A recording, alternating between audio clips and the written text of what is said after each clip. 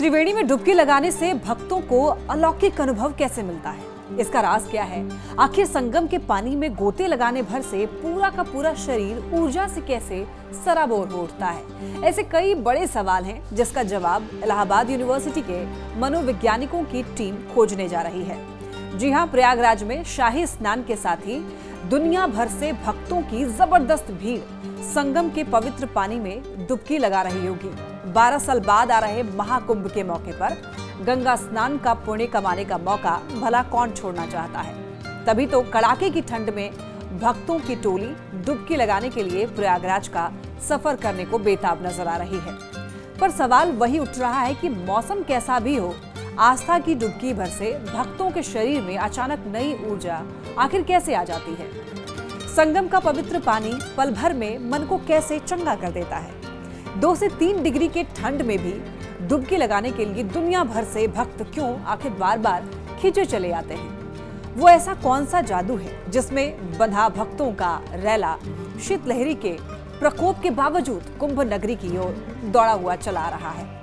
संगम के तट पर महाकुंभ का रंग बिरंगा मेला सज रहा है और साधु संतों के साथ साथ भक्तों की भीड़ पतित पावनी गंगा में डुबकी लगा रही है। तो इलाहाबाद यूनिवर्सिटी के 6 मनोवैज्ञानिकों की टीम ऐसे कई महत्वपूर्ण सवालों का जवाब ढूंढने जा रही है। रिसर्च के दौरान इलाहाबाद यूनिवर्सिटी के ये जाने माने मनोवैज्ञानिक भक्तों से विस्तार से बातचीत करेंगे। महाकुंभ के मेला क्षेत्र में काम कर रही सरकारी और गैर सरकारी संस्थाओं के आंकड़ों पर भी गौर करेंगे।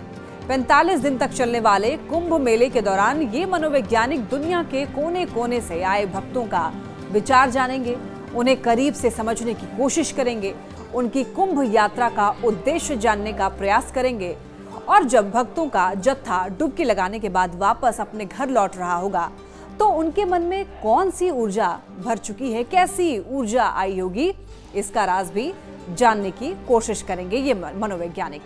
सालों बाद लग रहे कुंभ मेले में जब भी कोई भक्त कदम रखते हैं तो उनके मन में नई उम्मीद होती है। वो सीधे ईश्वर से जुड़कर मन की शांति हासिल करना चाहते हैं। कोई सामाजिक प्रतिष्ठा पाना चाहता है तो कोई मोक्ष की कामना के साथ संगम में डुबकी लगाता है। इस शोध के जरिए भक्तों की उस मनोदशा का पता लगाने की कोशिश होगी जो उन्हें ईश्वर की ओर करीब ले जाती है। इस रिसर्च को इलाहाबाद यूनिवर्सिटी के जाने माने मनोवैज्ञानिक तो अंजाम देंगे ही, देश और विदेश के कई रिसर्च स्कॉलर भी इस शोध कार्य का हिस्सा बनने जा रहे हैं। इस रिसर्च प्रोजेक्ट के परिणामों से कुंभ मेले का मनोवैज्ञानिक पहलुओं को समझने में मदद मिलने की उम्मीद जताई जा रही है।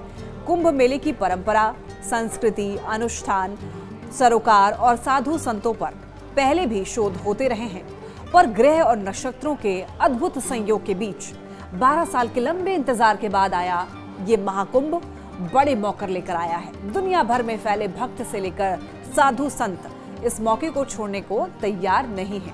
मनोवैज्ञानिक और शोधार्थी भी इस शोध के लिए बड़ा मौका इसे मान रहे हैं और कुंभ मेले के दौरान होने वाला संस्कृतियों का संगम, अनूठी परंपरा, धार्मिक अनुष्ठान, संस्कार, सरोकार, भाषा, व्यवस्था और साधु संतों की दुनिया हर किसी को लुभाती रही है। तभी तो जब भी नदियों के तट पर कुंभ जैसा मेला सजता है तो भारत ही नहीं, दुनिया के कोने कोने में रहने वाले भारतीयों के साथ साथ विदेशी भी इस ओर खींचे चले आते हैं। कुंभ मेले के दौरान उमड़ने वाला आस्था का ये अद्भुत सैलाब हर बार नए रंग ढंग के साथ सामने आता है। जैसे ही किसी कोने में साधु और संतों का मजमा जुट रहा होता है, उनका आशीर्वाद पाने के लिए भक्तों की टोली वहां पहुंच जाती है। ऐसे में सच्चे मन से शीश झुकाने वाले श्रद्धालुओं पर संतों की कृपा जरूर बरसती है। लंबे समय के बाद ये मौका आ गया है जब त्रिवेणी के किनारे महाकुंभ का मेला सजने लगा है। धूम धड़ाके के बीच शोभा यात्रा और पालकी पर सवार साधु संतों का काफिला रोजाना प्रयागराज की गलियों से गुजर रहा है।